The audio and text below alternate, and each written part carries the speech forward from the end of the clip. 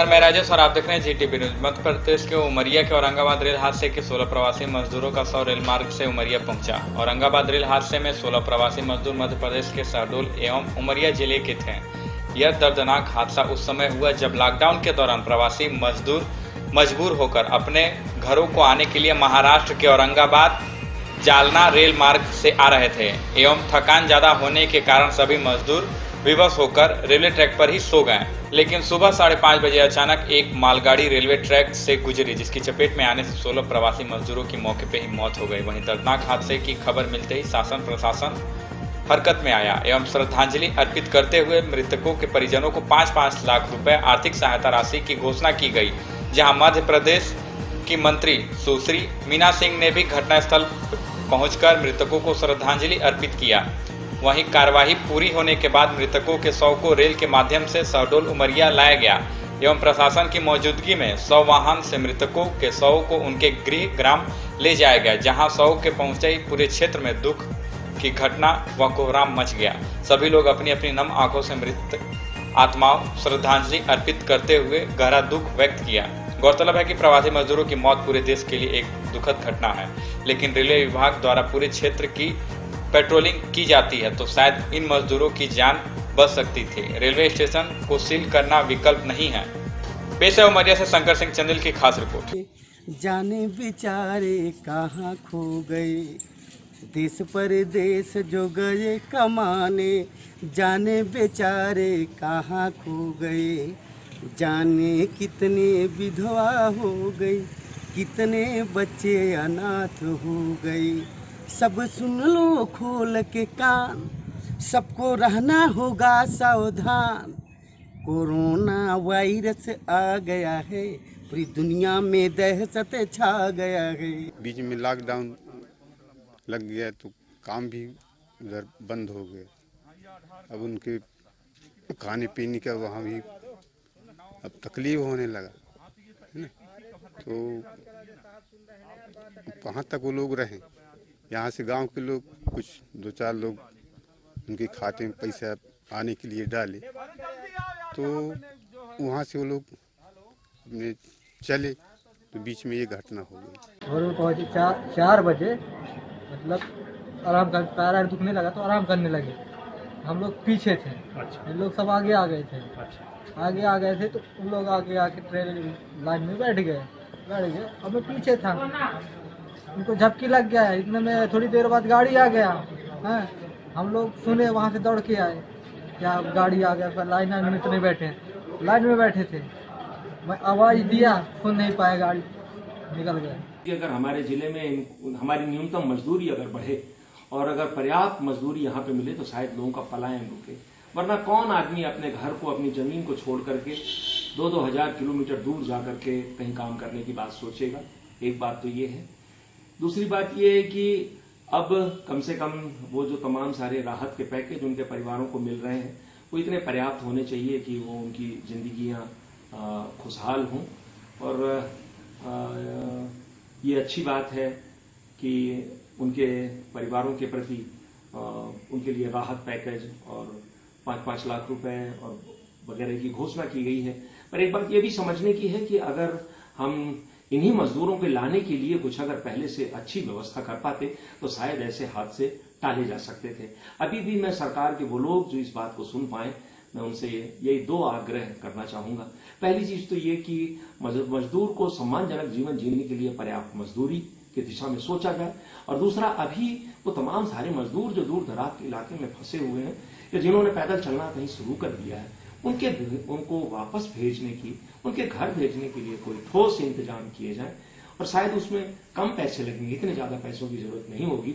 इस तरह के हादसों को टाला जा सकता है। ये मजदूरों की जो ये दर्दनाक मौत हुई है, इसके लिए पूरी तरह से सरकारें जिम्मेदार हैं, चाहे वो केंद्र की सरकार हो, चाहे राज्यों की सरकार हो। उन्होंने समझबूझ करके मजदूरों को मरने के लिए छोड़ दिया। सबकी चिंता है उनको, एनआरआई की चिंता है, पर्यटकों की चिंता है, तीर्थयात्रियों की चिंता है, छात्रों की चिंता है, सिर्फ मजदूरों की चिंता नहीं। मजदूरों के नाम पर ढकोसला हो रहा है। केंद्र सरकार ने जो स्कीम लॉन्च की है 85% छूट की रेलवे परिवहन में, उसका सीधे लाभ नहीं मिल रहा है। राज्य सरकारें पूरी तरह से कंस्ट्रक्शन लॉबी और इंडस्ट्री लॉबी के दबाव में हैं। वो लोग कह रहे हैं मजदूरों को मत परिवहन करके मत पहुंचाइए, क्योंकि लॉकडाउन के बाद जब उद्योग खुलेंगे तो उनको मजदूर, सस्ते मजदूर कहां से मिलेंगे। इसलिए आप देखें कि तमाम राज्य सरकारें ऐसी हैं कि रेल की डिमांड करने के बाद उसको कैंसिल कर रही हैं। लेकिन कितना बड़ा दुर्भाग्य है ये कि मजदूरों को न तो आप ठीक से रहने की व्यवस्था कर रहे हैं, न खाने की व्यवस्था कर रहे हैं। वो घर जाना चाहते तो उनको घर जाने नहीं दे रहे हैं। इन मजदूरों ने, ये जो मजदूर रेल ट्रैक में आकर के मारे गए हैं, इनकी पत्नियों ने बताया है, कल मैंने खुद उनका इंटरव्यू किया है, घर जा करके किया है। उन्होंने कहा कि एक दिन पहले भी उनके पति से उनकी बात हुई और उन्होंने कहा कि ठेकेदार ने उनको बंधक बना के रखा है, गेट में बंद करके रखा है, न तो मजदूरी दे रहा है, न खाने की व्यवस्था दे रहा है, न जाने दे रहा है। हालत ये थी कि उन महिलाओं ने कर्ज लेकर के अपने पतियों को उल्टा यहाँ से पैसा भेजा। होता ये कि जो कमाने गया वो घर वालों को पैसा भेजता है, लेकिन उल्टा हुआ। यहाँ जो घर वाले हैं वो कमाने जो गया है उसको पैसा भेज रहे हैं, क्योंकि उसके पास पैसा नहीं है। यहाँ से उसकी पत्नी ने कर्ज लेकर के भेजा, 1,000 रुपए भेजे। उसमें 1,000 रुपए में से भी ठेकेदार ने 500-500 रुपए उनसे छीन लिए, ये कह के कि तुम्हारे खाने पीने में मैंने खर्च किया। इस तरह के समाज हो गए हैं। हमको मजदूरों के प्रति कोई आह नहीं है, कोई दर्द नहीं है, कोई उनके प्रति संवेदना नहीं है, जबकि ये वही लोग हैं जिनके बिना हमारा कोई काम नहीं चलता। बार बार ये लगता है कि चाहे पुलिस प्रशासन हो, चाहे रेलवे हो, चाहे पूरा एडमिनिस्ट्रेटिव तंत्र हो, इन्होंने एक प्रकार से मजदूरों की तरफ से आंख बंद कर लिया। सुप्रीम कोर्ट में एफिडेविट फाइल किया है केंद्र सरकार ने कि कोई मजदूर सड़क पर नहीं, लेकिन तब से लगातार मजदूर सड़क पर हैं, पैदल हैं, साइकिल से हैं, तो कभी किसी से लिफ्ट लेकर के जा रहे हैं। दुखद घटना है जो हमारे मजदूरों के साथ हुई है, और उन मृत आत्माओं के प्रति मैं अपनी हार्दिक संवेदना व्यक्त करती हूँ। परमात्मा से विनती करती हूँ कि उनके अपने चरणों में स्थान दें। दूसरी तरफ ये घोर लापरवाही है कि इतने लोग पैदल आ रहे हैं, न तत्कालीन प्रशासन को दिखा, न सरकार को दिखा, और वो अपने घर की तरफ वापस लौट रहे थे। ऐसे में दुखद घटना घटी है। जानकारी के मुताबिक वो उनके शव जो है जबलपुर होते हुए उमरिया जिले में आए हैं, जो यहाँ के क्षेत्र रहवासी हैं और मृत हो चुके हैं। तो उनके परिवार के प्रति भी मैं ये ऊपर वाले से प्रार्थना करती हूँ कि इस दीर्घ आघात को सहने के लिए उनको शक्ति प्रदान करें। जो वहाँ पे मजदूर थे करीबन 1 दर्जन के आसपास, शहडोल जिले के जयसिंह नगर के और उमरिया जिले के 3 मामान के और 1 चिल्हारी का जो हमारा यहाँ का नागरिक है, उसको रेल से कटने की मृत्यु हुई है। निश्चित रूप से ये बहुत दुखद पहलू है। हम समस्त जो मृतक हमारे उमरिया जिले के रहवासी हैं उनको शोक संवेदना व्यक्त करते हैं। भगवान की आत्मा को शांति मिले, उनके परिवार में किसी प्रकार की कठिनाई न आए, ये ईश्वर से कामना करते हैं। दूसरी तरफ हम प्रशासन से मांग करते हैं कि चूंकि मजदूर की अकाल मृत्यु हुई है, ट्रेन से कटने की मृत्यु हुई है, वहीं कोरोना में मृत्यु हुई है, इसलिए जो शासन की ये योजना का लाभ है ज़्यादा से ज़्यादा इनको मिलना चाहिए। कम से कम 10 लाख रुपए मिलना चाहिए। और जो नौजवान हैं, उनकी पत्नियां पढ़ी लिखी हैं, यदि बच्चे नौजवान हैं तो उन लोगों को भी रोजगार मिलना चाहिए। निश्चित रूप से इस कोरोना वायरस में जो घटनाएं देखने को सुनने को मिली है, उसमें मजदूरों की जो श्रमिकों के हमारे जिले में 4 लोगों की मृत्यु हुई, वो सबसे भयावह है। और हम पूरी तरीके से प्रशासन से सहयोग की अपेक्षा करते हैं।